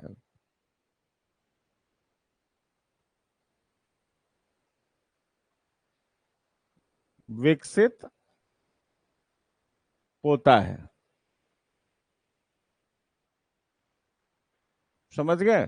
और एग्जाम्पल क्या हो गया इसका, तो एग्जाम्पल देख ही रहे हैं, डाइक हो गया एग्जाम्पल, सीट हो गया एग्जाम्पल, लैकोलिथ हो गया एग्जाम्पल, फैकोलिथ हो गया एग्जाम्पल, बैथोलिथ हो गया एग्जाम्पल, लोपोलिथ हो गया एग्जाम्पल, मैग्मा चैम्बर हो गया एग्जाम्पल। समझ रहे हैं ना, ये सारे एग्जाम्पल्स।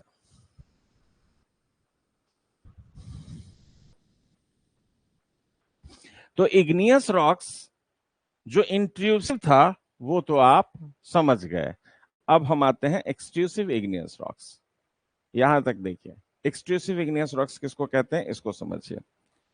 यानी हमने सबसे पहले आपको क्या कहा था, इग्नियस रॉक्स दो तरह के होते हैं, इंट्रूसिव इग्नियस रॉक्स और एक हमने कहा एक्सट्रूसिव इग्नियस रॉक्स। कहा ना, दो तरह की रॉक्स हैं, एक इंट्रूसिव इग्नियस रॉक्स, एक एक्सट्रूसिव इग्नियस रॉक्स। समझ गए, एक इंट्रूसिव इग्नियस रॉक्स और एक एक्सट्रूसिव इग्नियस रॉक्स।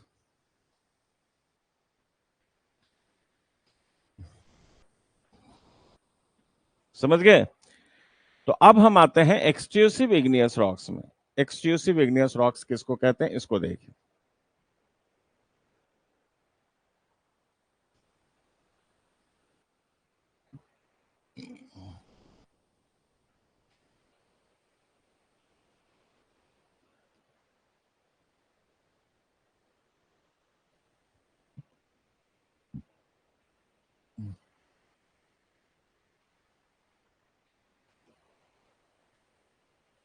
बहिर्वेदी आग्नेय चट्टान, इसका नाम क्या है, बहिर्वेदी आग्नेय चट्टान।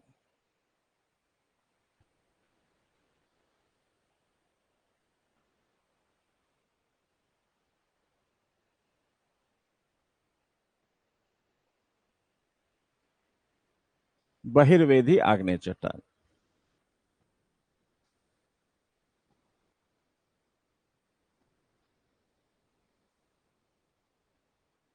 ठीक है।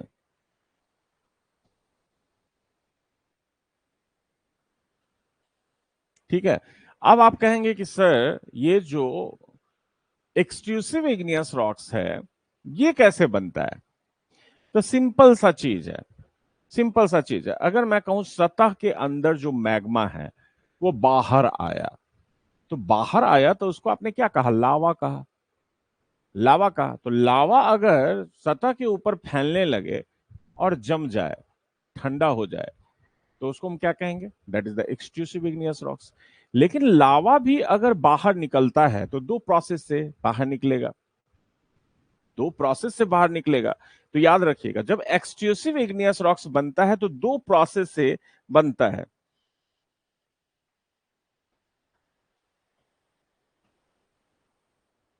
दो तरह से इसका निर्माण होता है। तो एक्सक्लूसिव इग्नियस रॉक्स कहेंगे किसको,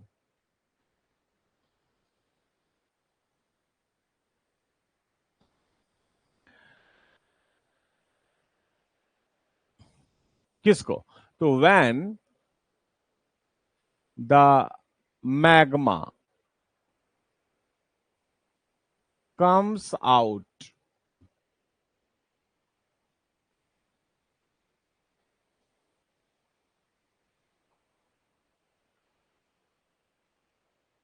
on the surface of earth,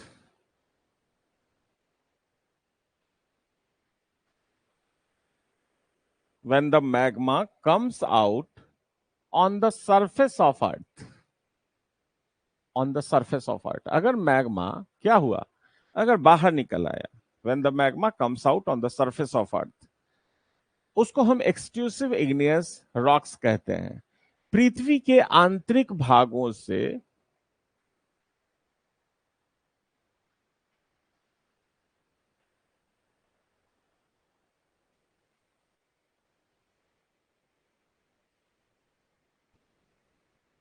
आंतरिक भागों से जब मैग्मा सतह पर आता है, पृथ्वी के आंतरिक भागों से जब मैग्मा सतह पर आता है,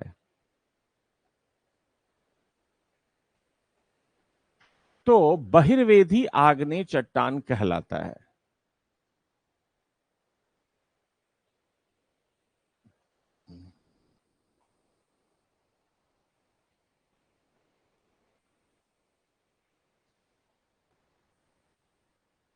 पृथ्वी के आंतरिक भागों से जब मैग्मा सतह पर आता है तो बहिर्वेदी आग्नेय चट्टान कहलाता है। याद रखिएगा क्या कहलाता है, बहिर्वेदी आग्नेय चट्टान कहलाता है।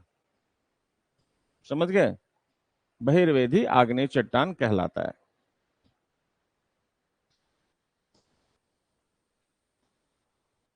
बहिर्वेदी आग्नेय चट्टान कहलाता है। पृथ्वी के आंतरिक भागों से जब मैग्मा सतह पर आता है तो बहिर्वेदी आग्नेय चट्टान कहलाता है।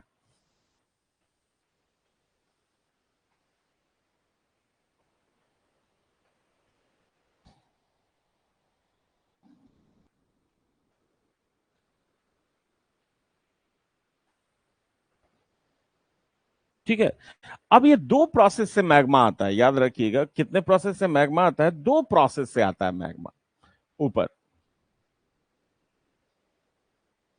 मैग्मा दो प्रोसेस से ऊपर आता है। पहला प्रोसेस देखिए,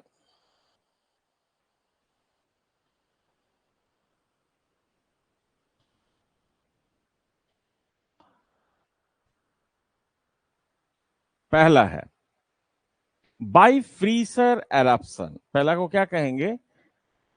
दरारी उद्भेदन।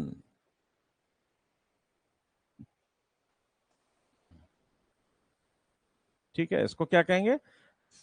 दरारी उद्भेदन, फीसर एरप्शन।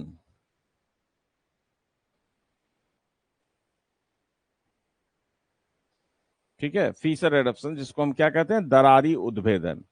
दूसरे को कहते हैं सेंट्रल एरप्शन, केंद्रीय उद्भेदन।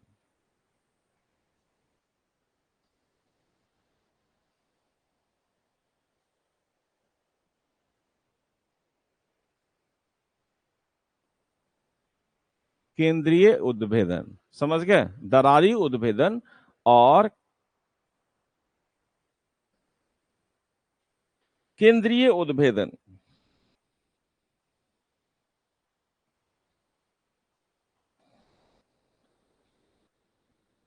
दरारी उद्भेदन और केंद्रीय उद्भेदन, फीसर एरप्शन और सेंट्रल एरप्शन।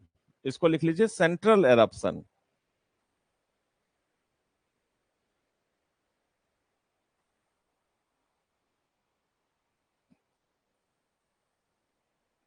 Central eruption. अब आप कहेंगे सर क्या है ये दोनों? तो कुछ नहीं है, मैग्मा दो प्रोसेस से आता है। सपोज कीजिए यहां पे अगर ज्वालामुखी क्रिया हो रही, तो ज्वालामुखी का मतलब आप लोग समझते होंगे कि विस्फोट होगा।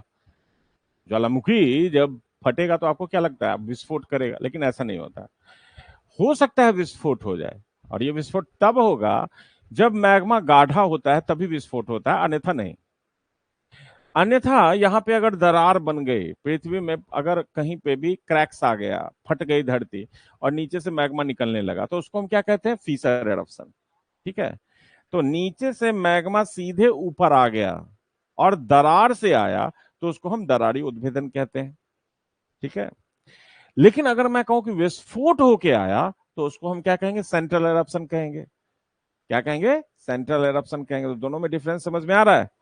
तो एक फीसर एरप्शन और एक सेंट्रल एरप्शन।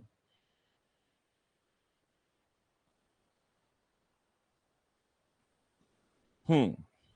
ठीक है। तो दरारी उद्भेदन से क्या होता है, जरा देखिए यहां पे। दरारी उद्भेदन से क्या होगा? सपोज कीजिए ये क्रस्ट है, ठीक है, और नीचे मैग्मा है।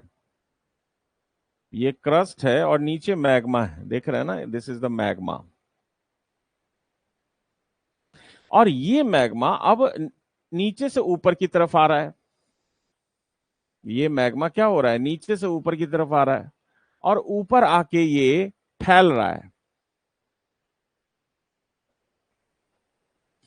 तो फैलेगा तो इसमें शंकु बनाने की क्षमता कम होती है। क्यों?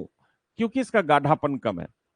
अब आप कहेंगे सर गाढ़ापन क्यों कम होता है?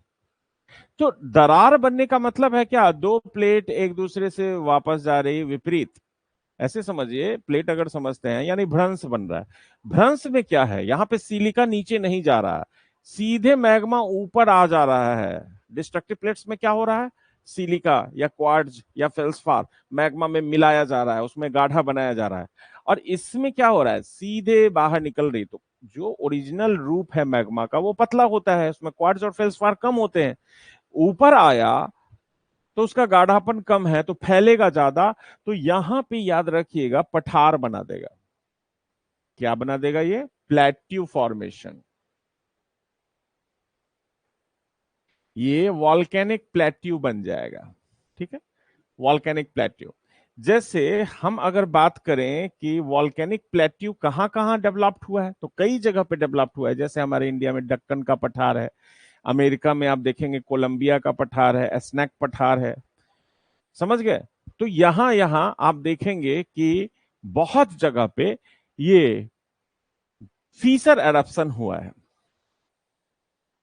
तो फीसर एरप्शंस का मतलब होता है कि दरार के थ्रू लावा का निकलना, द एरप्शन थ्रू फॉल्ट। याद रखिएगा, सिंपल सा इसको याद कर लीजिए, एरप्शन थ्रू फॉल्ट और फीसर, और फीसर। यानी अगर उद्भेदन हो रहा है दरार से या भ्रंश के थ्रू, तो उसको हम दरारी उद्भेदन कहते हैं। अगर उद्भेदन दरार अथवा भ्रंश से हो रहा है, अथवा भ्रंश से हो रहा है, तो उसको हम क्या कहेंगे, फीसर एरप्शंस के नाम से जानते हैं। उसको हम क्या कहेंगे, that is called the Fisher eruption. समझ गए, उसको हम फीसर एरप्शंस के नाम से जानते हैं, that is called Fisher eruption.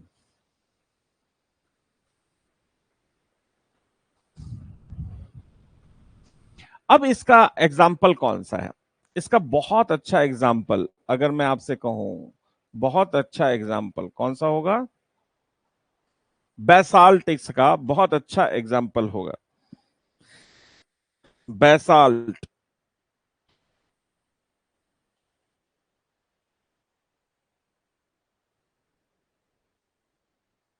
ठीक है, तो इसका सबसे अच्छा एग्जाम्पल है बैसाल्ट पत्थर, बैसाल्ट, याद रखिएगा, इसका सबसे अच्छा एग्जाम्पल बैसाल्ट है। एक और पत्थर है ग्रेबो, ग्रेबो भी इसका बहुत अच्छा एग्जाम्पल है, बैसाल्ट और ग्रेबो, बैसाल्ट और ग्रेबो इसका बहुत अच्छा एग्जाम्पल है।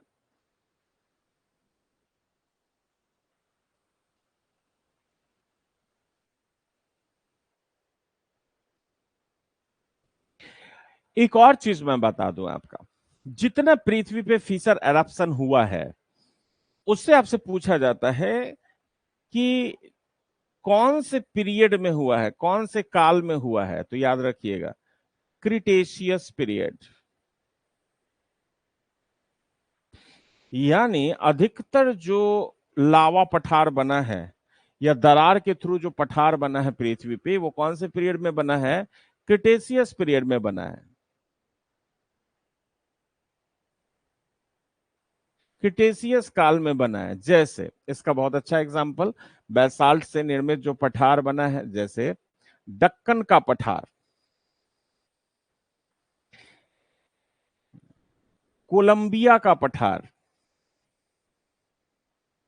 कोलंबिया का पठार,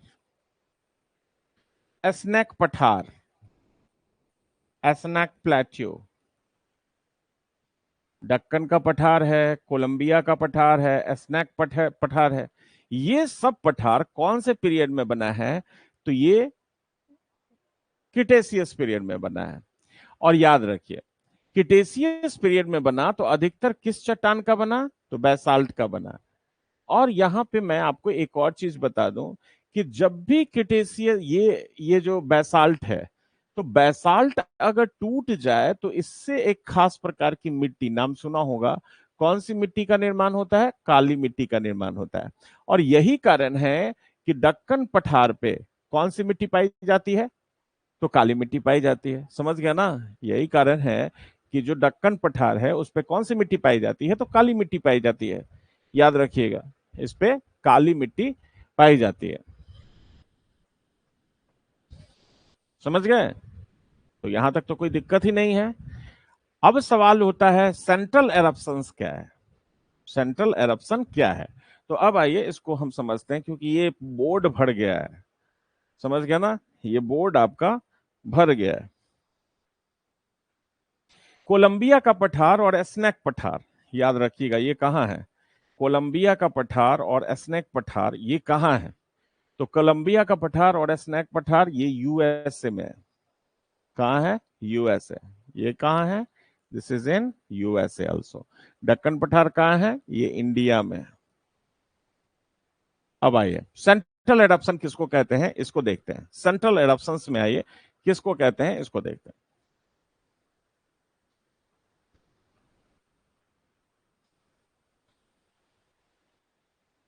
सेंट्रल एडप्शन,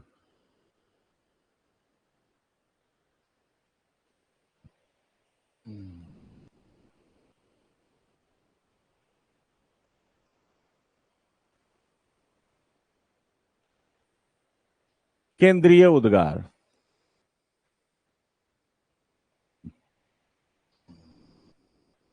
समझ गए? This is the central adaption. केंद्रीय उद्गार किसको कहते हैं इसको देखते हैं।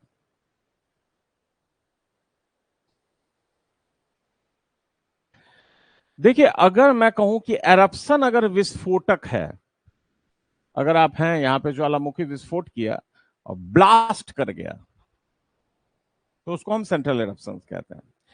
ज्वालामुखी एक चैप्टर हमने आपको बताया था, उसमें बताया था कि लैक्राक्स एक महोदय थे जिन्होंने विस्फोट के आधार पे 4 भागों में ज्वालामुखी को बांटा था। जैसे मैंने आपको बताया था कि स्ट्रम्बोलिड तुल्य ज्वालामुखी, हवाईयन तुल्य ज्वालामुखी, वल्केनियन तुल्य ज्वालामुखी, पीलियन तुल्य ज्वालामुखी, जिसमें सबसे खतरनाक कौन होता है? पीलियन तुल्य ज्वालामुखी सबसे खतरनाक, जैसे क्रकाटोआ वॉल्केनो। तो सेंट्रल एरप्शंस का मतलब एरप्शन थ्रू ब्लास्ट। तो याद रखिए, सिर्फ यही याद रखिए, एरप्शन थ्रू ब्लास्ट। क्या होगा? Eruption through blast. यानी एरप्शन अगर होगा तो विस्फोटक होगा। एरप्शन अगर होगा तो विस्फोटक होगा। तो ये ब्लास्ट होगा, और जब ब्लास्ट होता है तो याद रखिएगा, मैग्मा क्या होगा? गाढ़ा होगा। इसका फीचर्स क्या है? मैग्मा विस्कस होता है। विस्कस का मतलब गाढ़ा होता है मैग्मा, गाढ़ा मैग्मा। अब गाढ़ा मैग्मा होगा, इसका क्या मतलब है? याद रखिएगा, मैग्मा अगर गाढ़ा है तो इसका क्या मतलब है? मैग्मा अगर गाढ़ा है तो इसका क्या मतलब है कि नली से निकलते समय, जैसे आप, मैं कहूं यहां नली से निकलते समय जाम हो जाएगा नली। जैसे अगर मैं कहूं ये रास्ता है उसका, ये रास्ता है उसका, और मैग्मा अगर निकलेगा तो जगह जगह पे जाम हो जाएगा, जाम हो जाएगा, ठंडा हो जाएगा, और फिर से जाम हो जाएगा। इसका मतलब गाढ़ा है, तो इसको तोड़ के विस्फोट करेगा। तो याद रखिएगा, जब विस्फोट होता है तो कई सारी चीजें इसमें से निकलती है। मैंने आपको बताया था, बड़े टुकड़ों को बम कहते हैं। उसके बाद छोटे मटर के दाने को लैपली के नाम से जानते हैं। ये सब मैं बता चुका हूं। यहाँ पे अगर कोई राख जमा हो गया तो उसको टफ कहते हैं। मैं ये सब आपको बता चुका हूं। मिश्रित कण अगर एक जगह जमा हो गए, छोटे बड़े कण, तो उसको ब्रैसिया के नाम से जानते हैं। इसी तरह से हमने आपको बताया था कि जब आ, राख जमीन के ऊपर जमा हो जाता है तो इसको प्यूमिस कहते हैं। तो बहुत सारे डस्ट, बम, लैपली, टफ, ब्रेसिया, प्यूमिस, ये सब वॉल्केनिक एरप्शंस के दौरान निकलते हैं। दूसरा, जब भी मैग्मा निकलेगा तो एक कोन बना देगा, कोन डेवलपमेंट्स होगा, शंकु डेवलप्स होता है। तो वॉल्केनिक कोन फॉर्मेशन, वॉल्केनिक कोन फॉर्मेशन, वॉल्केनिक कोन फॉर्मेशन यानी ज्वालामुखी एक शंकु का निर्माण कर देता है। ज्वालामुखी शंकु का निर्माण, ज्वालामुखी शंकु का निर्माण हो जाता है। याद रखिएगा क्या होता है? ज्वालामुखी शंकु का निर्माण हो जाता है। समझ गए? वहां पे ज्वालामुखी शंकु का निर्माण हो जाता है। इतना आप याद रखिएगा, ठीक है? हम्म। तो इस आधार पे, सेंट्रल एडप्शंस के आधार पे, 4 तरह के ज्वालामुखी को हमने पहले ही आपको बता दिया हुआ है, पहले ही हमने आपको बता दिया हुआ है।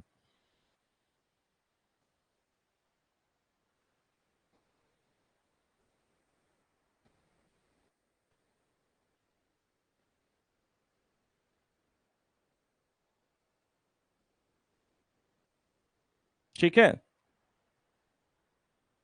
अब देखिए, यहां तक हो गया।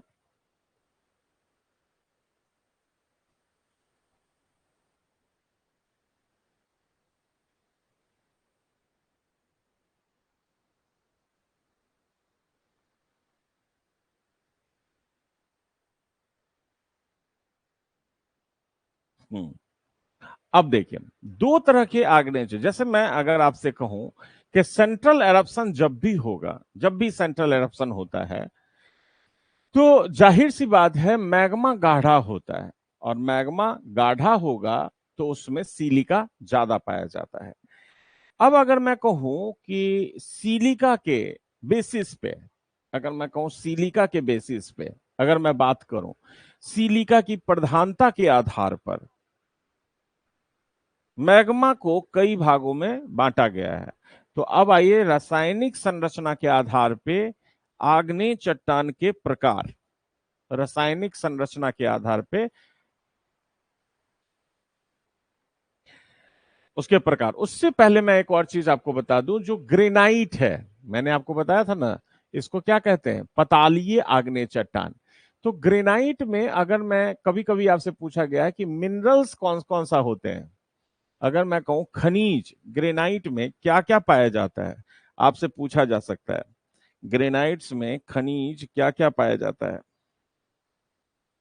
तो याद रखिएगा, इसमें सबसे ज्यादा फेल्सफर और क्वार्ट्ज की मात्रा होती है। किसकी मात्रा? फेल्सफर की मात्रा सबसे ज्यादा, फेल्सफर और क्वार्ट्ज।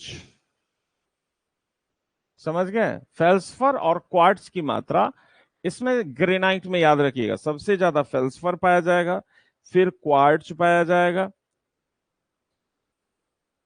फिर याद रखिएगा इसमें अब्रक, अब्रक पाया जाता है, अब्रक माइका जिसको कहते हैं, माइका। फिर हॉर्न ब्लेड जिसको कहते हैं, हॉर्न ब्लेड।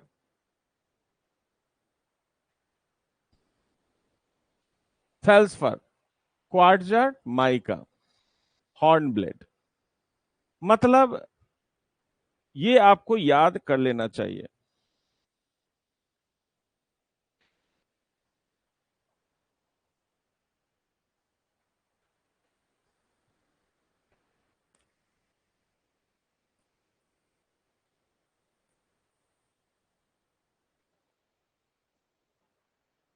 माइका 52, फेल्सफर 52.3, और जो क्वार्ट्ज होता है वो 31.3, अब्रक 11.5, 11.5 या 11.4, और हॉर्न ब्लेड, सॉरी माइका 11.4 और हॉर्न ब्लेड 2.5। उसके बाद लोहा पाया जाता है जिसको एफई कहते हैं, लोहा।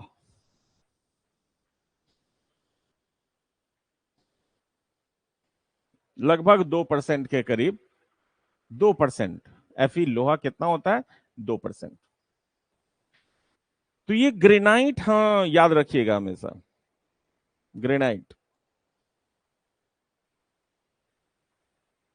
ठीक है, ये वाला जो पार्ट्स है ना, इसको याद रखिएगा। उसके बाद बेसाल्ट का भी मिनरल्स पूछा जाता है आपसे, बेसाल्ट मिनरल्स। बेसाल्ट मिनरल्स कौन से हैं? बेसाल्ट में कौन से खनिज पाए जाते हैं? बेसाल्ट।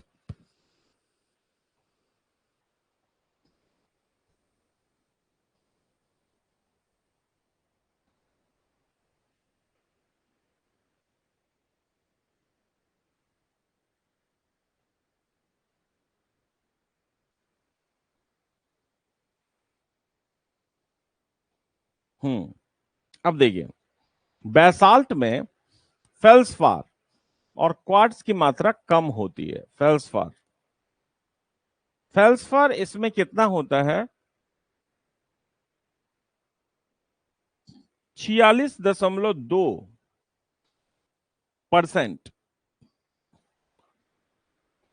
46.2%। उसके बाद अजाइट, याद रखिएगा, फेल्सफार के अलावा अजाइट होता है इसमें, जो हॉर्न ब्लेड के साथ मिश्रित होता है, हॉर्न ब्लेड के साथ मिला हुआ मिश्रित खनिज, इसको कह सकते हैं, जो लगभग 37% यानी 36.9% के करीब होता है। 36.9% के करीब होता है। 36.9% के करीब होता है। उसके बाद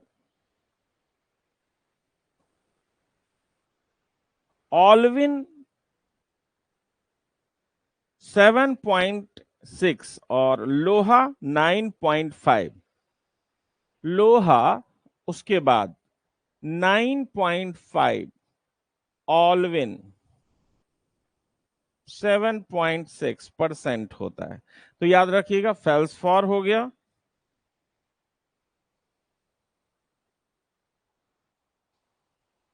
अजाइट हो गया, लोहा हो गया, ऑल्विन हो गया। समझ गए? तो ये आपसे क्वेश्चन पूछा जाता है। समझ गए? हम्म। अब थोड़ा सा ब्रेक ले लेते हैं, और थोड़ा सा इग्नियस रॉक्स में अभी बचा हुआ है। देखिए, ये इस तरह से आप इग्नियस रॉक्स अगर कर लेंगे ना, तो कोई भी एग्जाम हो, कोई भी एग्जाम, उसका क्वेश्चन आपसे बनेगा। बस थोड़ा सा क्वेश्चन प्रैक्टिस कर लीजिएगा कि किस तरह से, और जो क्वेश्चन प्रैक्टिस सामने वाले बैच में आपको कराया जा रहा है, ये बहुत बहुत बेहतर है।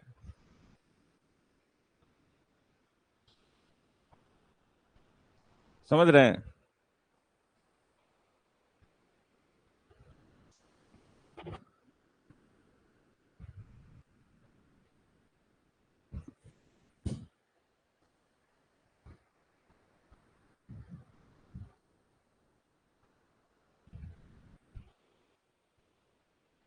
हम्म।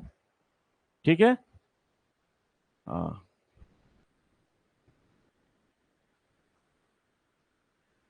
ठीक है। तो यहां तक आप कीजिए, थोड़ा सा ब्रेक लीजिए, थोड़ा सा ब्रेक लीजिए, और फिर हम वापस आते हैं आपके पास।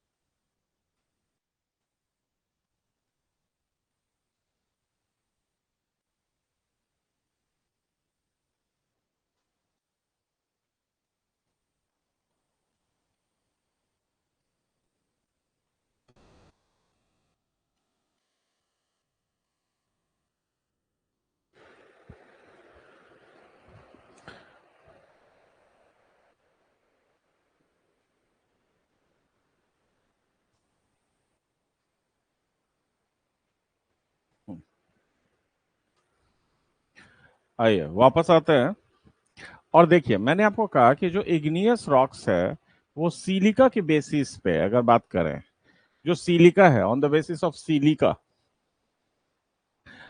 इग्नियस रॉक्स के कितने प्रकार होते हैं? तो याद रखिए, रासायनिक संरचना के आधार पे आग्नेय चट्टान के जो प्रकार हैं, ठीक है, टाइप्स ऑफ इग्नियस रॉक्स।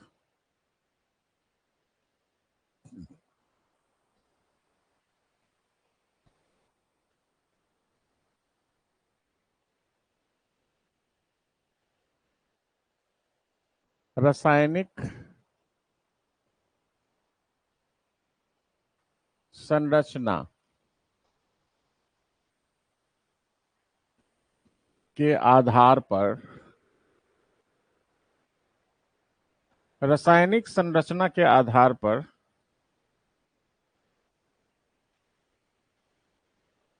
चट्टानों के प्रकार,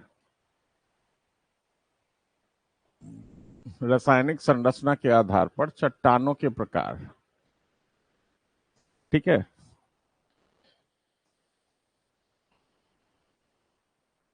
ठीक है, अब इसमें याद रखिएगा ये एक्चुअली में है क्या।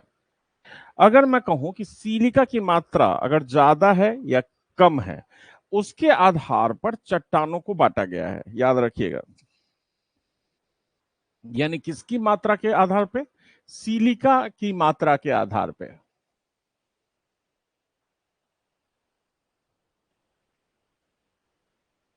मात्रा के आधार पर।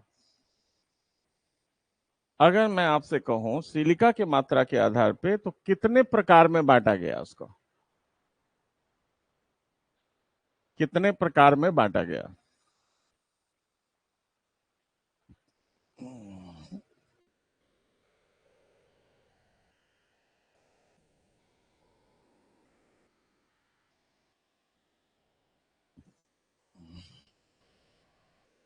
सिलिका के मात्रा के आधार पे कितने प्रकार में बांटा गया? तो देखिए, पहला जो है,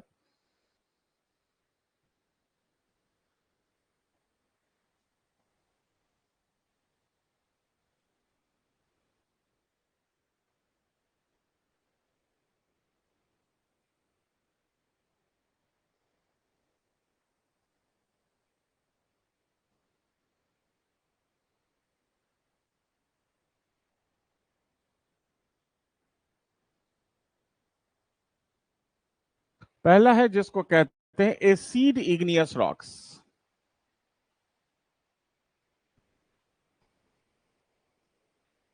एसिड इग्नियस रॉक्स या एसिडिक कह सकते हैं, अम्ल प्रधान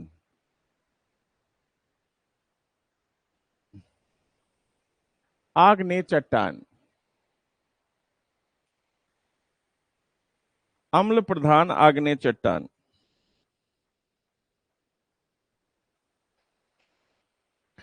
उसके बाद है क्षारीय आग्नेय चट्टान,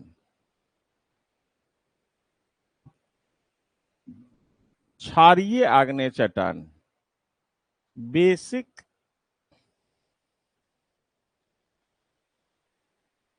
igneous rocks, basic igneous rocks.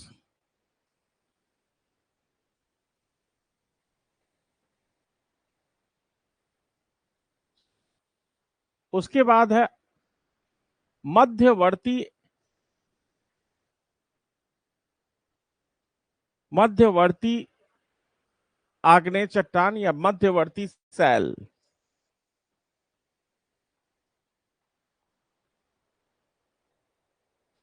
मध्यवर्ती सैल या मध्यवर्ती आग्नेय चट्टान।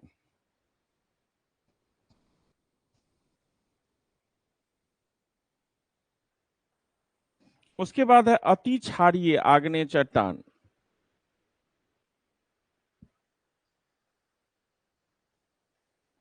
अति क्षारीय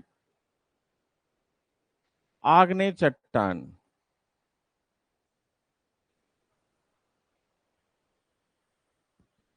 यानी ultra basic igneous rocks, ultra basic igneous rocks, ultra basic igneous rocks.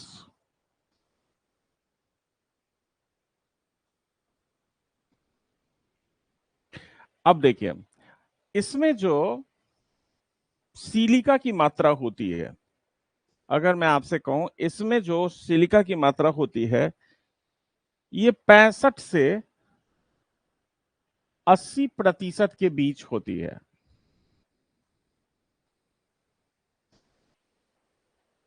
इसमें जो होती है 45% से 60% के बीच होती है।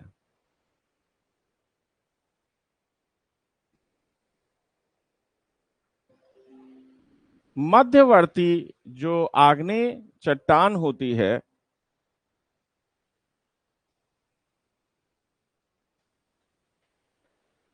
इन दोनों के बीच होती है।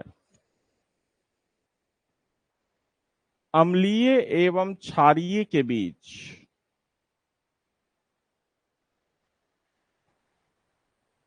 अम्लीय एवं क्षारीय के बीच, यानी 65 और 45-60 के बीच अगर बात करें तो इसके बीच होगी।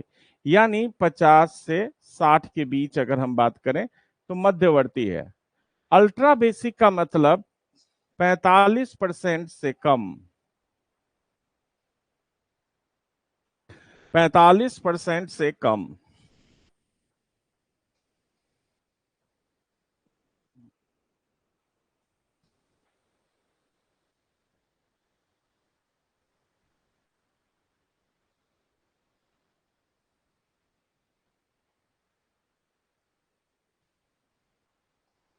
पैंतालीस परसेंट से कम।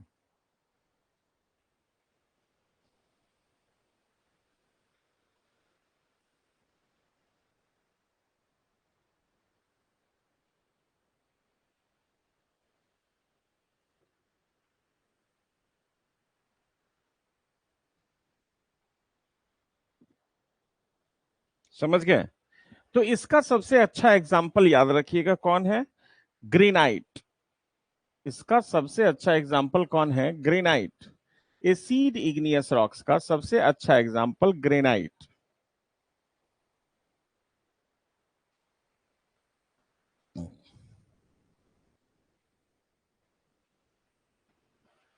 इसका सबसे अच्छा एग्जाम्पल है बेसाल्ट, गैब्रो और डोलोराइट।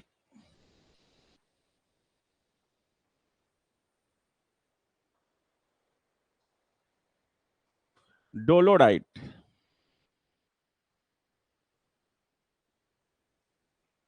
मध्यवर्ती का सबसे अच्छा एग्जाम्पल है एंडेसाइट।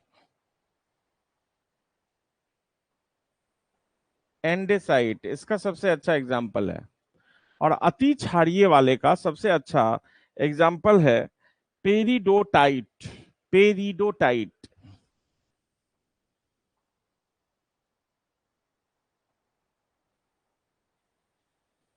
पेरिडोटाइट।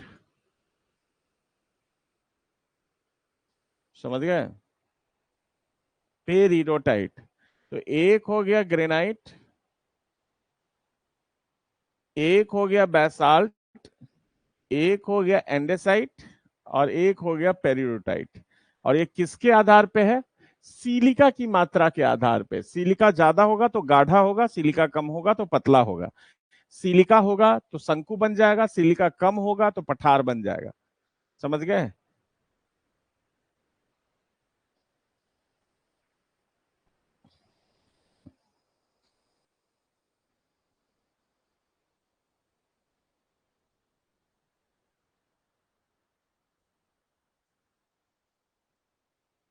ठीक है,